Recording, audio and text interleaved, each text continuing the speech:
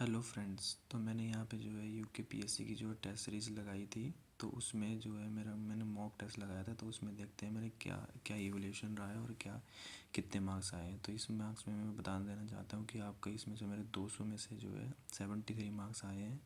तो इस हिसाब से मैं देखता हूँ कि मतलब ये किस हिसाब से उन्होंने जो है इवोल्यूशन किया है। अगर ये आपके लिए यूज़फुल होगा तो देखना। जैसा पहला क्वेश्चन इसमें जो है फलक संस्कृति से क्या तात्पर्य है, तो इसको मैंने छोड़ दिया था। तो इसको मैं आगे बताऊंगा अगर जो है टाइम होगा तो। जैसे सेकंड था जो है आदि ऐतिहासिक काल किसे कहते हैं। आदि ऐतिहासिक काल किसे कहते हैं, तो इसके बारे में जो है ये आप देख सकते हैं कि संदर्भ में लिखा था कि आदि ऐतिहासिक काल जो है प्रारंभ से इतने इतने। तो इस संदर्भ में जो लिखा था मैंने वो ये, तो इसमें जो है इन्होंने जो है थोड़ा अपना इनपुट भी डाला है। जैसे इन्होंने बोला कि इसे कांस्य युगीन भी कहते हैं, तो इसमें इन्होंने मुझे 2 में से 1 दिया है। दूसरा जो है तीसरा जो क्वेश्चन था वो था ताम्रपाषाण काल से आप क्या समझते हैं। तो इसके बारे में मैंने थोड़ा बहुत लिखा था, जो आप देख सकते हैं कि इस तरीके से लिखा था। तो मैं आपको शॉर्ट वो देना चाहता हूँ कि मतलब किस प्रकार से आंसर लिखा जा सकता है, किस प्रकार से लिखा जाना चाहिए। और फिर अगला क्वेश्चन था ये कि जौरव संस्कृति के बारे में लिखिए। तो जौरव संस्कृति के बारे में जो मुझे थोड़ा बहुत आता था वो मैंने लिख दिया। हालांकि ये शायद राजस्थान नहीं है, ये महाराष्ट्र के आसपास है, जो कि मेरा थोड़ा गलत हो चुका है। फिर तीसरा था इसमें जो है हड़प्पा क्या है। तो हड़प्पा के बारे में मैंने लिखा था कि ये जो लिखा है इसमें ये। फिर बाकी इन्होंने जो अपने इनपुट डाला है, जैसे यहाँ से मोहरे मोहरे मिले थे और श्रृंग यहाँ पे एक श्रृंगी पशुओं के चित्र भी मिले हैं, जिसे हम यूनिकॉर्न आज के टाइम पे हम यूनिकॉर्न के नाम से जाने जाते हैं। तो इसमें मुझे ठीक ठीक नंबर दिए गए इन्होंने। बाकी फिर ऐसा था कि ये सिंधु सभ्यता से हमें क्या दिया। तो इसमें हमने लिखा है कि जो मतलब थोड़ा बहुत देखो 20 वर्ड में आप ज़्यादा नहीं लिख सकते, तो जितना हो सके उतना कंप्राइज करके लिखें। फिर जो है सातवां था कि आर्य कौन थे। तो इसमें मैंने लिखा है जितना लिखा है। फिर उन्होंने ऊपर डाला है ये कि ये वैदिक उसके जो है संस्थापक थे, मतलब वैदिक संस्कृति के क्या थे, ये संस्थापक थे।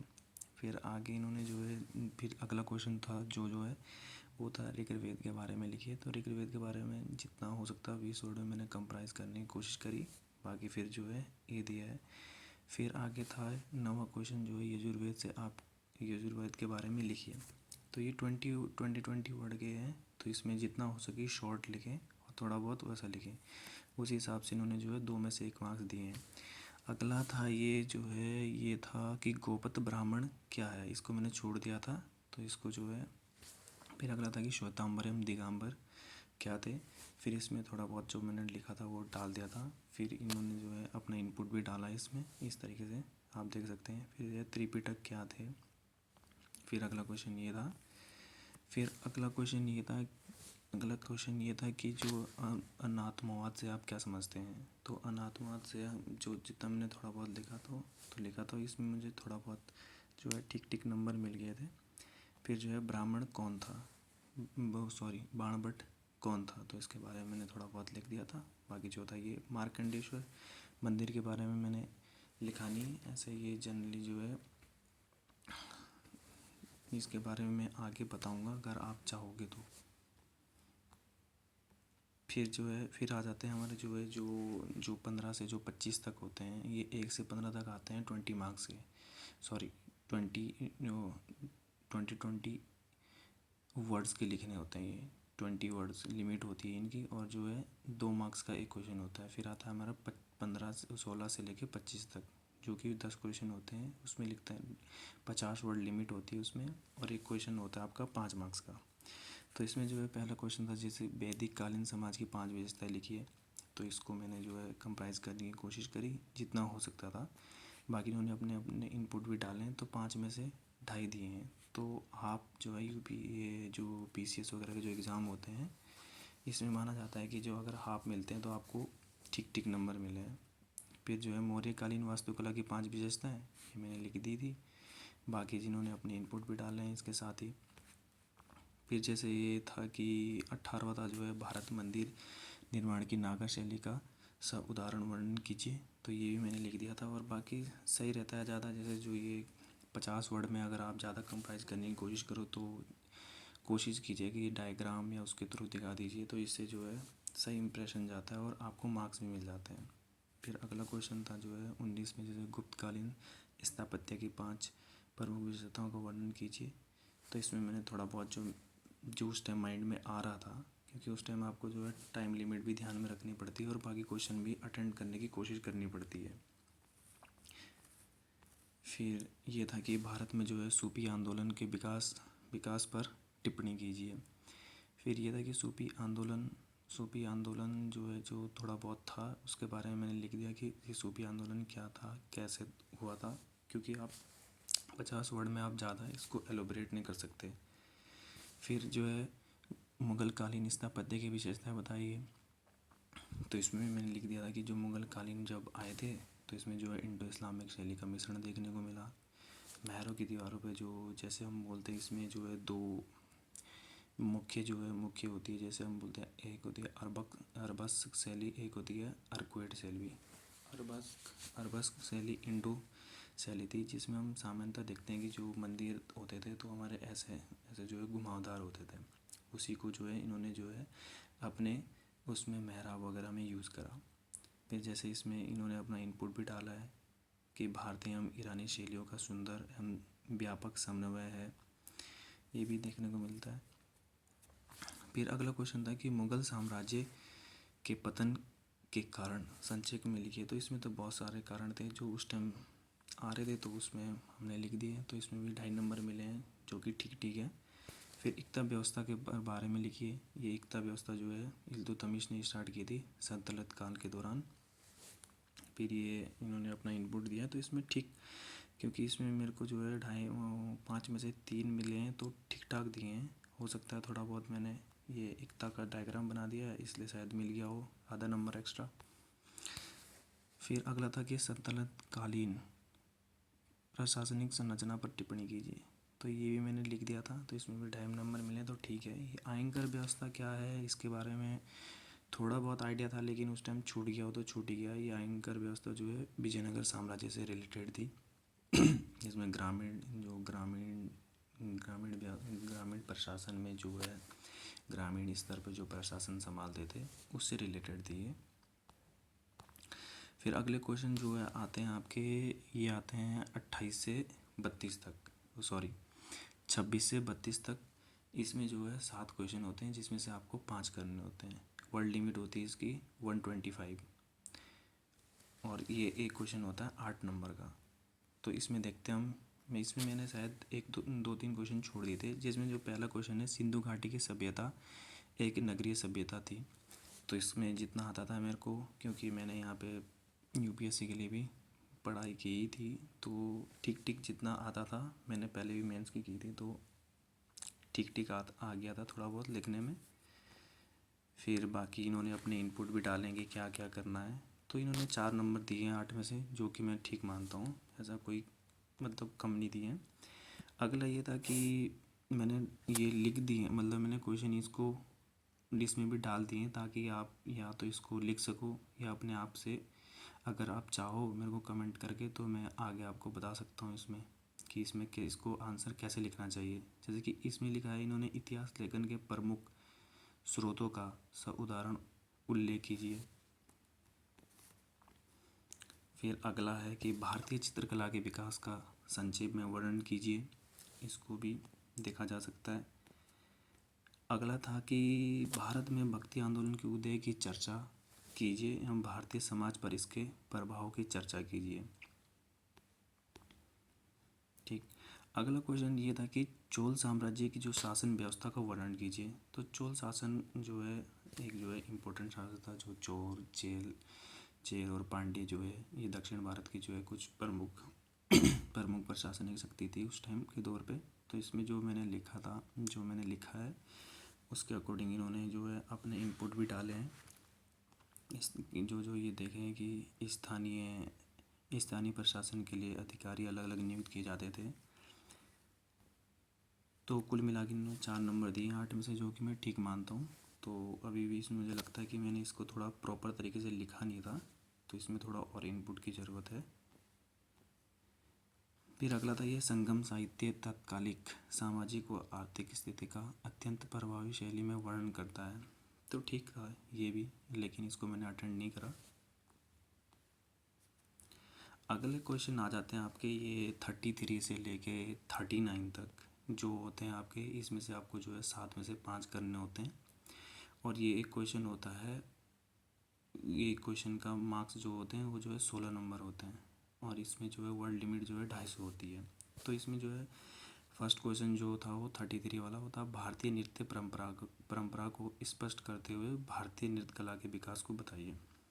ये फर्स्ट मॉक था, तो इसलिए मैंने जो है काफ़ी दिन से जो है तैयारी भी नहीं थी की थी, तो मेरे ठीक ठीक क्वेश्चन छूट गए थे इसमें भी, इस वाले सेक्शन में भी।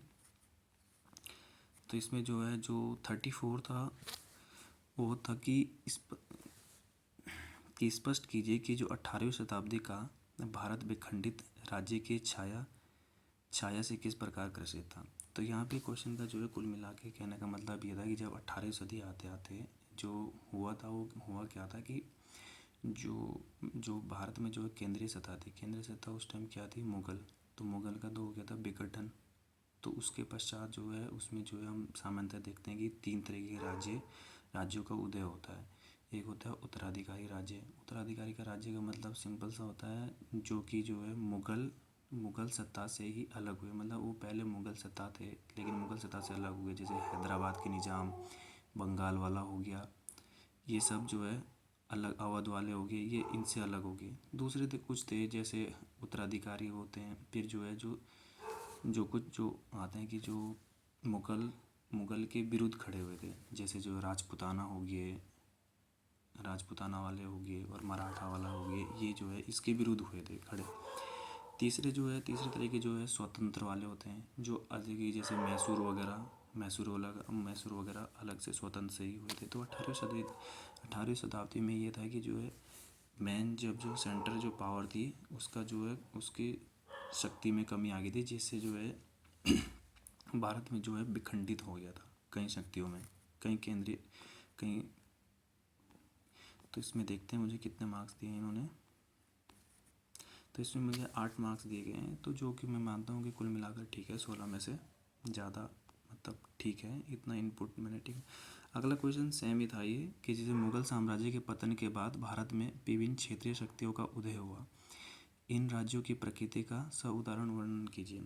तो इसका मैंने ज़्यादा ये उसी बेस पे था, तो इसलिए मैंने इसको थोड़ा मैप बना के छोड़ दिया, बाकी मैंने दूसरा क्वेश्चन अटेम्प्ट करने की कोशिश करी। तो इसमें उन्होंने लिखा भी है कि उत्तर पूरा लिखें और मॉडल उत्तर का अध्ययन करें। अगला क्वेश्चन ये था कि अकबर और औरंगजेब की धार्मिक नीति का तुलनात्मक अध्ययन कीजिए। तो औरंगजेब पर ये आरोप लगते रहे हैं हमेशा से कि वो जो है हिंदुओं के विरुद्ध थे और उनकी जो नीतियाँ थी वो हिंदुओं के विरुद्ध थे। ऐसा जबकि ऐसा कुछ है नहीं, क्योंकि अगर हम देखें भी तो कि जो जैसे मनसबदार जिन्हें बोलते हैं, तो अकबर की तुलना में जो औरंगजेब के काल में ज़्यादा थे। तो उसका कुछ रीज़न थे कि औरंगजेब की ऐसी नीतियाँ क्यों थी, जो मैंने इसमें डिस्क्राइब की है। पहले मैंने बताया कि अकबर की धार्मिक नीति, हाँ, तो इसमें मैंने कुछ जैसे जो है वर्ड का यूज़ किया, जैसे लिबरल गुरु। तो इससे बचना है आपको, लिबरल गुरु, क्योंकि उस टाइम मेरे पास जो है उदारवादी गुरु जो है मेरे दिमाग में आ नहीं रहा था, क्योंकि इससे जो है गलत इंप्रेशन जाता है। तो आपको मतलब कोशिश करनी है कि सही वर्ड लिखें। फिर हमने इसके बारे में लिखा है भी कि अकबर पर क्या प्रभाव पड़े इनके, जो इसका जो है वो है मुग़ल साम्राज्य में फिर क्या थे। फिर मैंने लिखा है कि औरंगजेब द्वारा अपनाई गई नीति और उसके द्वारा जो है अगर उसने जो ये नीति अपनाई तो क्यों अपनाई। तो देखते हैं इसमें कितने मार्क्स हैं। इसमें मुझे 8 मार्क्स मिले हैं, जो कि ठीक ठीक है। अगला क्वेश्चन क्या था कि अगला क्वेश्चन था कि वर्तमान में महात्मा बुद्ध के विचारों की प्रासंगिकता को स्पष्ट कीजिए। ये क्वेश्चन मेरा थोड़ा जो है एक ही मुद्दे पे जो है सेंट्रिक हो गया था, क्योंकि इसमें मैं जो है थोड़ा डाइवर्सिफाई करके सोच नहीं पाया था, क्योंकि मेरे को याद तो था लेकिन उतना याद नहीं था। जैसे मैंने स्टार्ट कर दिया था कि तो बुद्ध के विचार लिखना शुरू कर दिए थे मैंने यहाँ से, और इसके अष्टांगिक मार्ग बता दिए थे। लेकिन जैसे इसके जो बुद्ध के जो है इम्पोर्टेंट जो वो थे पॉइंट से वो छूट गए, जैसे आत्मदीप भाव मध्यम मार्ग का मैंने उल्लेख किया है हालांकि इसमें, और फिर इसमें जो है इन्होंने ये डाला भी है कि जो सद्गुणों पर अत्यधिक बल दिया। अष्टांगिक मार्ग का तो हालांकि मैंने उल्लेख कर दिया है, कर्मवाद का सिद्धांत का भी उल्लेख करें। मैं ज़्यादा उस अष्टांगिक मार्ग के अंदर घुस गया, जो कि डाइवर्सिफाई नहीं हो, जो कि मेरा क्वेश्चन को एक ही डायरेक्शन में ले गया। हालांकि इसमें मुझे 8 मार्क्स मिले हैं, जो कि ठीक ठाक है। फिर लास्ट क्वेश्चन इसमें था कि भारत पर जो अरब आक्रमण के सांस्कृतिक, राजनीतिक, आर्थिक और धार्मिक प्रभावों का वर्णन कीजिए। तो इसमें डायरेक्ट ऐसे थोड़े से हेडिंग डाल, मतलब थोड़ी सी भूमिका लिखनी चाहिए थी, लेकिन इतना टाइम नहीं था, तो मैंने डायरेक्ट लिख दिया कि भारत पर जो है अरब आक्रमण के कारण क्या थे। फिर लिख दिया कि जो प्रभाव थे राजनीतिक, सांस्कृतिक, फिर मैं लिख दिया राजनीतिक प्रभाव क्या पड़े। फिर आगे लिख दिया कि आर्थिक प्रभाव क्या पड़े, धार्मिक प्रभाव क्या पड़े, और उसके बाद मैंने फाइनली सांस्कृतिक प्रभाव लिखे और थोड़ा सा कंक्लूज करके एक निष्कर्ष लिख दिया। इसमें मेरे को 7 नंबर मिले हैं, जो कि ठीक ठीक नंबर है, मैं इतना बुरे नहीं मानूंगा। तो ये मेरा जो है कुल मिला के ये था। तो इसमें मेरे को 73 मार्क्स मिले थे 200 में से। बाकियों से भी मैंने कंपेरिजन करा था, मेरे को ठीक ही मिलते हैं, क्योंकि जब मैंने औरों के देखे तो 68, 71 थे। तो मैं इस वीडियो को डालने का पर्पज़ मेरा ये है कि जो जो नए, जिनका भी नया सिलेक्शन हुआ है, जो नए रिजल्ट से आए हैं, हालांकि मेरा तो पहले ही उसमें मेरिट में हो गया था, तो ये उनके लिए बेनिफिशियल होगा कि ये थोड़ी बहुत वीडियो देख लें। अगर आप मेरे को सपोर्ट करोगे तो मैं तभी ये भी अगली अगली मॉक की भी डालूँगा, नहीं तो फिर मैं नहीं डालूँगा।